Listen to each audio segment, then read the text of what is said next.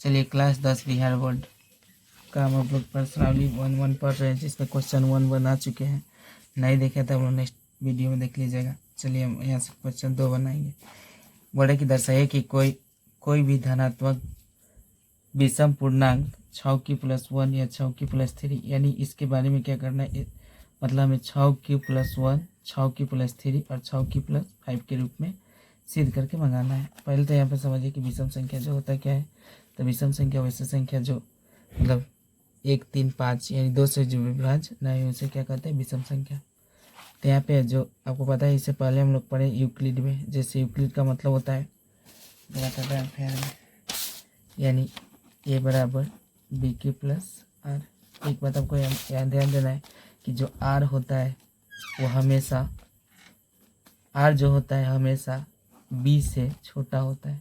क्या होता है, बी से छोटा, यानी आर हमेशा बी से छोटा होता है। आर मतलब होता है शेषफल, ए मतलब होता है भाज्य, और बी मतलब होता है भाजक, क्यू मतलब भागफल, आर मतलब शेषफल। चलिए यहाँ विषम संख्या मतलब होते हैं 1, 3, 5, 7, 11। जो 2 से भाग नहीं लगे उसे क्या कहते हैं, विषम संख्या। इसमें हम इसको हल करते हैं।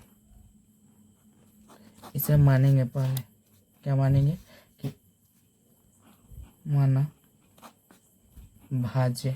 मानना क्या मतलब, भाज्य होता ही है, माना भाज्य ए। क्या मानेंगे, माना भाज्य ए।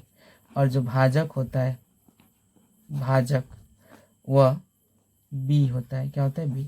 और यहाँ पे देखिए, अब यहाँ पे सेट करिए। जैसे यहाँ पे दिया है कि ए बराबर, देखिए दिया ना 6 क्यू प्लस 1। तो 6 की मतलब ए बराबर बी क्यू अब प्लस आर। तो यहाँ पे ए का मान आपको नहीं दिया है, मतलब बी का मान देखिए, बी मतलब 6 और क्यू मतलब क्यू दिया है, आर मतलब 1 दिया है। चलिए हम करते हैं। तो भाज बराबर बी, बी मतलब आपको दिया है कितना, 6। और जो भागफल है, भागफल क्या है, तो भागफल को किससे दर्शाते हैं, तो क्यू से। तो क्यू हो गया। अब का मान क्या है, आपको पता है कि यहाँ पे जो इधर वाला बी होता है और आर हमेशा बी से छोटा होता है। तो जब बी का मान 6 है तो आर के मान क्या क्या हो सकते हैं, 0 होगा, 1 होगा, 2 होगा, 3 होगा, 4 होगा और 5 होगा। 6 नहीं होगा, यानी इससे हमेशा छोटा होता है। तो आर के मान होंगे, जो आर के जो भी संभाविक मान होंगे वह क्या क्या होंगे, यानी आर के मान हो सकते हैं, क्या क्या हो सकते हैं, 0, 1, 2, 3, 4, 5 तक आर के कितना मान हो सकते हैं, ये 0, 1, 2, 3, 4, 5। 6 नहीं होंगे, क्योंकि आर के मान हमेशा किससे छोटा होता है, बी से छोटा होते हैं। बी मतलब भाजक और आर मतलब शेषफल, हमेशा छोटा होते हैं। चलिए अब आपको क्या करना है कि अब सेट करना है ए बराबर बी क्यू प्लस आर, और ए बराबर बी क्यू प्लस आर। तो ए मतलब ए और बी का मान क्या है, 6 है, तो यहाँ पे 6। क्यू मतलब क्यू, आर के मान यहाँ से लेना है, क्या लेंगे एक बार, 0। अब आपको यहाँ पे देखना है कि 0 में 6 जोड़े तो क्या होगा, अगर 0 में 6 जोड़िएगा तो क्या आएगा, 6 ही आएगा। तो 6 कौन संख्या है, सम संख्या की विषम संख्या। तो 0 में 2 यानी 6 में 2 से भाग लगेगा तो यह सम संख्या है। तो यहाँ पे लिख देना है, यह क्या है, तो सम पूर्णांक यहाँ पे लिख देना है, सम पूर्णांक। फिर आगे एक बार 0 के साथ लिए, अब आपको लेना है ए बराबर 6 क्यू प्लस किसको लेंगे, 1 को। फिर देखिए 6 और 1 जोड़ेंगे तो 7, 7 कौन संख्या है, विषम की सम। तो 7 में 2 से भाग नहीं लगेगा, इसलिए क्या है, यह विषम है। तो लिख देना है विषम पूर्णांक। आगे बढ़िए, ए बराबर 6 क्यू प्लस क्या लेंगे आपकी बार 2, और 6 में 2 जोड़िए तो 6 2 8, 8 2 से कट जाएगा, क्या क्या है, सम पूर्णांक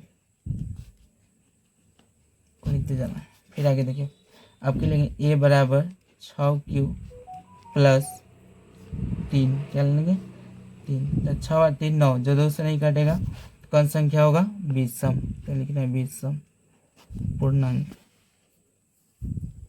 फिर आगे एक बार लेंगे ए बराबर 6 क्यू प्लस 4, 6 और 4 10, जो क्या है, सम पूर्णांक।